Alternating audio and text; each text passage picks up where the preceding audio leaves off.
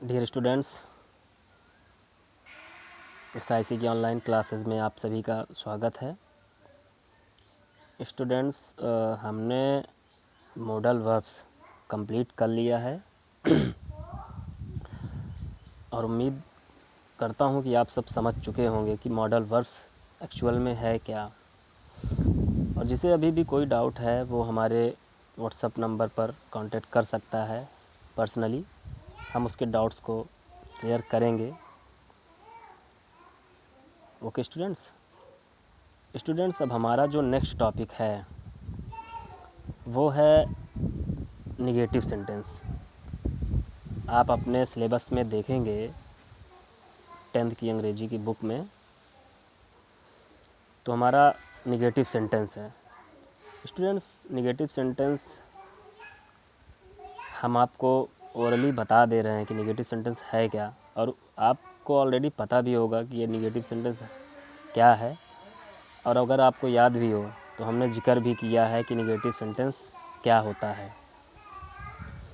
Students, कोई एक sentence दिया है, कोई एक सेंटेंस है, उसमें अगर नॉट, नेवर, ये ऐसे वर्ड जिससे वो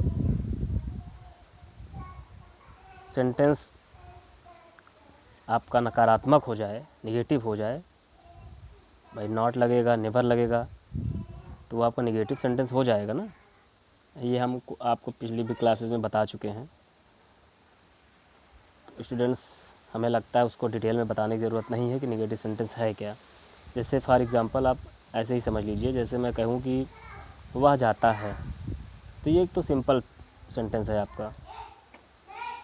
ही गोज़, क्या है ये आपका सिंपल सेंटेंस है।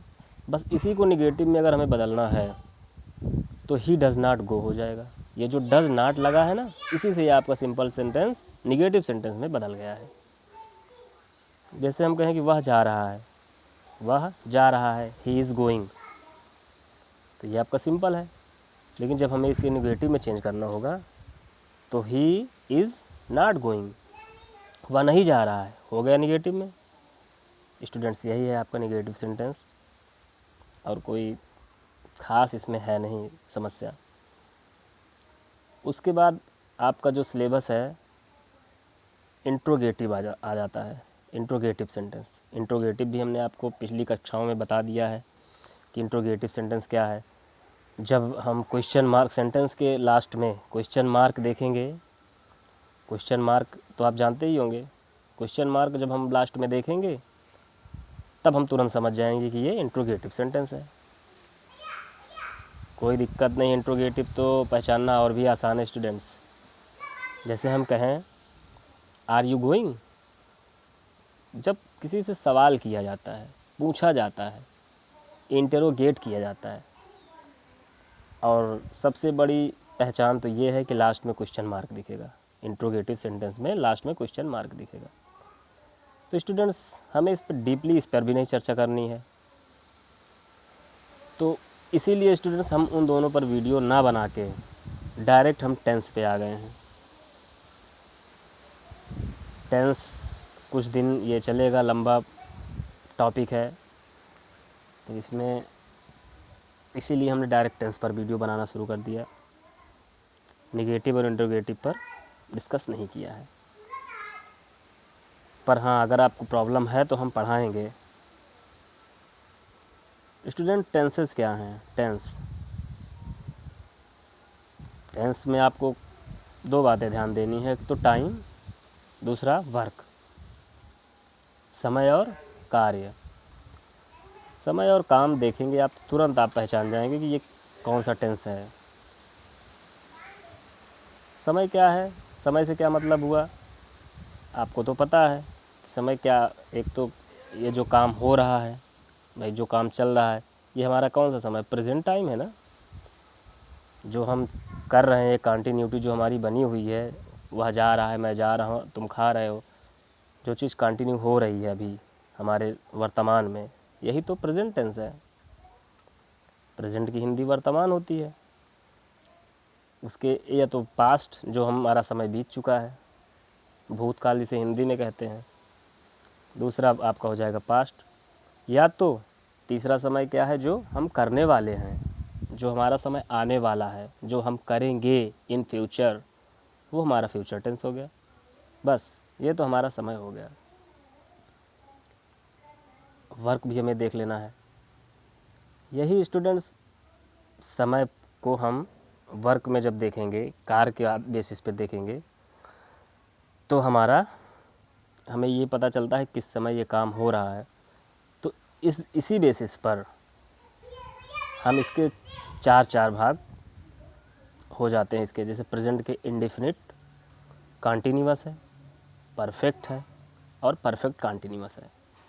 और सेम इसी तरह पास्ट में भी है इंडेफिनिट कॉन्टीन्यूअस परफेक्ट और परफेक्ट कॉन्टीन्यूअस, और ठीक उसी तरह फ्यूचर में भी है इंडेफिनिट कॉन्टीन्यूअस परफेक्ट और परफेक्ट कॉन्टीन्यूअस। तो स्टूडेंट इस तरह से हमारा टेंस कितना हो गया, 12 हो गया ना। 4 गुणे 3 कितना हुआ, 12 हुआ। प्रेजेंट के 4, पास्ट के 4, फ्यूचर के 4, 4 3 12। तो अब तो हमें कोई दिक्कत नहीं होगी कि हमारे टेंस कितने होते हैं। चलिए आगे बढ़ते हैं स्टूडेंट्स। टेंस में हमें कुछ चीज़ें ऐसी हैं जिसे जानना बहुत ज़रूरी है, जैसे सिंगुलर, प्लूरल, वर्ब का singular form, plural form, s या ईएस कहाँ जुड़े होते हैं, किस किस वर्ड्स में जुड़ते हैं, किस में यस जुड़ेंगे, किस में ईएस जुड़ेंगे, और वर्ब का first form, second form, third form, इन सब चीज़ों को जानना हमें बहुत ज़रूरी है, क्योंकि इसके यूज़ हैं टेंस में यूज हैं स्टूडेंट्स इसके।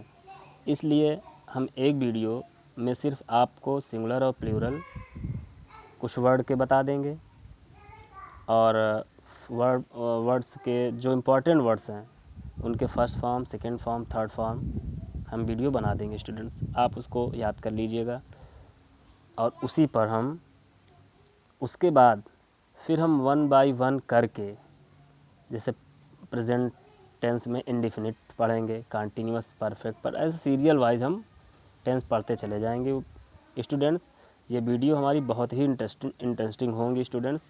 कोई भी वीडियो मेरी मिस मत कीजिएगा, और हम उम्मीद यही करेंगे कि ये टेंस फिर आपको दोबारा किसी से कभी पढ़ने की ज़रूरत नहीं पड़ेगी। तो टेंस हम आपको पढ़ाएंगे 1 बाय 1 करके। हमारी वीडियो को शुरू से आखिरी तक देखिएगा। तो स्टूडेंट्स नेक्स्ट वीडियो में हम आपको प्रेजेंट इंडेफिनिट